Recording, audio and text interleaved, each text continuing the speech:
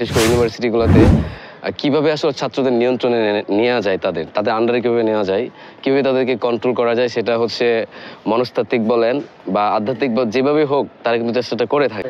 জাতীয় নির্বাচনের পর ক্ষমতায় আসে, ওই ক্ষেত্রে হলে কি ছাত্রলীগের যে কালচার ছিল, গেস্ট রুম, গণরুম, প্রোগ্রামের যে কালচার, হলে যে যে সমস্ত খারাপ বিষয়গুলো ছিল সেগুলো কি ফেরার সম্ভাবনা আছে কিনা? আসলে এই সম্ভাবনাগুলো একেবারে ফেলে দেওয়ার মতো না। আপনারা দেখছেন আমরা বাংলাদেশের যে রাজনীতির যে কালচারটা, প্রত্যেক দলেই যখন যে দল ক্ষমতায় থাকেন সেই দল আসলে আপনার বিশেষ করে ইউনিভার্সিটিগুলোতে কিভাবে আসলে ছাত্রদের নিয়ন্ত্রণে নেওয়া যায় তাদের আন্ডারে কিভাবে নেওয়া যায়, কিভাবে তাদেরকে কন্ট্রোল করা যায় সেটা হচ্ছে মনস্তাত্ত্বিক বলেন বা আধ্যাত্মিক বা যেভাবে হোক তারা কিন্তু চেষ্টাটা করে থাকেন। তো সেই জায়গা থেকে তারা অবশ্যই চেষ্টা চালাবে যেন তাদের নিয়ন্ত্রণে ছাত্রদেরকে নেওয়া যায় এবং দিন শেষে যদি তারা যদি এটা ব্যর্থ হয় তাহলে তারা অবশ্যই এই ধরনের কিছু মানে স্টেপস আছে যারা এটা অবলম্বন করতেই পারে। এটা একেবারে ফেলে দেওয়ার মতো না।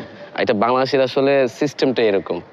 সো সম্ভাবনা আছে এরকম কিছু হওয়ার। আচ্ছা।